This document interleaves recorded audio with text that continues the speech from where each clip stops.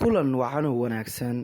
Waxaan maanta idiin sidnaa shaqooyinka adag ay ka shaqeeyaan dadka dhismooyinka ka shaqeeyo. Runtii halka aad kala socoto ama aad ka daawanayso waa janalka walaalaha Muqdisho. Anigoo ah Ibraahim Cabdi ayaa idiin soo gudbinaya. Runtii sida aad ogtahay nolosha ama shaqada dhismaha waa shaqo aad u adag. Runtii waxa la qabanayo qof walba ma uu qaban karo. Waxa ay leedahay caqabado aad u tiro badan oo marmarka qaar soo gaara. Waxa ay ii sheegeen in ay runtii yawm maalmeedkooda ay ka soo saartaan markii ay bilaabayeen shaqada ay ahayd wax aad uga adag, laakiin hadda ay dareemayaan deganaansho iyaka oo la qabsaday. Sidaad arkaysa muuqaalka kani waa masaajid ay ka wadaan dhismo dhalinyaradaani runtii u shaqaysanayo sida aana macquulka ahayn ee shaqadaana uu ka bixi karin qof walba. Waxaad dareemaysaa qof walba inuu boos leeyahay ama booseshin uu leeyahay uu shaqada ka wadaayo. Sida aad arkaysaan ninkan kabaha wato waxaa laygu sheegay inuu yahay kaashteer ama ninka shamiindada u qasaya. Waxa qasanee dhulka yaalo waa shamiinda iyo caro iyo jay, taa oo ay ku shubayaan aargada albaabka masaajidka. Waxa ay kala leeyihiin shaqada, qofba waxa uu leeyahay howl oo uu ka soo baxayo. Sida arkaysid midna wuu qasayaa, midna badiilka ayuu ugu shubayaa, midkan kalena waxa uu u dhiibayaa ninkaa kor saaran, kan kalena waxa uu ku shubayaa meeshii loogu baahnaa jayga in lagu shubo. Waxa ay ku tusaysaa inay tahay howl adag oo aan cid walba qaban karin, runtii una baahan adeeg aad u tiro badan iyo halgan. Haddii aan wareystay waxa ay ii sheegeen inay ku qanacsan yihiin shaqadooda.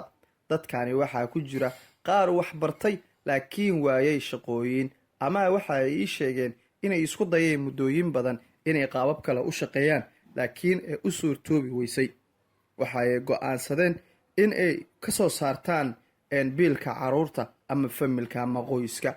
Runtii waa shaqo aad u adag, laakiin waxa ay ii sheegeen inay ku dareemayaan deganaan, waayo waxa ay ii sheegeen inay ku jiraan muddo aad u tiro badan ee shaqadaana wadaan. 5 nin waa 5 la soo xulay oo shaqadan loo soo xulay. Sida ay ii sheegeen shaqooyinka ma ahan mid liska wada qabto, waxaa jira shaqooyin dad gooni ah loo diro, waayo waxay dhaheen waxaa loo baahan yahay in shamiindada iyo jayga iyo carada ay dheela tirnaato si wixii loo soo saarayo wax qurux badan ay noqoto. Sida aan ka warqabno magaalada waxaa ku yaalo guryo aad u qurux badan, runtii isma weydiina, laakiin dhibaatada loo maro guryahaasi iyo dhibaatooyinka ka soo gaara dadka dhisa. Waxa ay ii sheegeen in ciladooyin badan iyo dhibaatooyin badan ay ka soo gaarto shaqooyinka qaar. Waxay sheegeen qaar inuu ku dhici karo sakeelka, qaar waxay ii sheegeen dhagax inuu ku dhaco, qaarna waxay ii sheegeen inuu derbiga ku soo dumo. Howsha dhismaha waa ay badan tahay, qof walbana wuxuu leeyahay shaqo u gooni ah. Waxaa jira qofba qof ka sii sareeya oo uu ku qiimeynayo shaqada. Waxay ii sheegeen marka aad tiro badan tihiin sidee isku maamushaan. Waxay dhaheen waxaa leenahay qaab aan isku maamulno, qaab aan warka u kala maqalno. Waxaa jirane qof walba sida uu shaqada u qabanayo waxaa loo sheegaa subaxii hore, kadib waxa uu runtii qof walba galaa qaabkii u shaqaysan lahaa. Waxay ii sheegeen qofka haddii uu shaqaysan waayo ama uu maanta shaqadiisa daciif ay noqoto inay adag tahay in beri uu shaqeeyo. Waxay ii sheegeen in runtii marmarka qaar uu ka dhex dhaco dagaal, iyadoo uu keenayo markii uu ka bato culayska ama shaqada ay ka badato. Marmarka qaar waxay sheegeen shaqada inay aad u fududahay oo runtii ay noqonayso shaqo ay ciyow ka baxaan. Marmarka qaar waxa ay ii sheegeen in shaqada ay ku adkaanayso ay noqonayso shaqo ka tan badan runtii, oo markaasna uu ku xiran yahay joornaatigooda ay markaasi dhacaya inay isdagaalaan ama ay runtii marmarka qaar wax isku geystaan. Maxaa jira marka qaarkood waxay isticmaalaan sida kaniiniyaha iyo runtii waxyaabo badan oo hadda baryahan ku soo kordhay magaalada, laakiin kulligooda ma ahan waxa wax wada isticmaalo. Qaar ayaa ii sheegeen inay isticmaalaan ayna isbareen kaniiniga, laakiin 5 nin waxa ii sheegeen in mid ka mid ah xataa uusan lahayn wax balwad ah. Waxa ay dhaheen waxaan anaga runtii isku xulannay oo aan u shaqeyno waxa ay tahay midkeena balwad ma husalaa. Waxaan ku kalsoonnahay xooggeena, waxaana taas ina badaysay dhaheen in nalooga baahan yahay inaan biilkii reerkii soo dhacsanno. taadna waxay nagu qasbaysaa inay waxay dhaheen culays walba oo naga hor yimaado inaan iska leexinno, waxaana taas runtii ay tahay shaqadeena.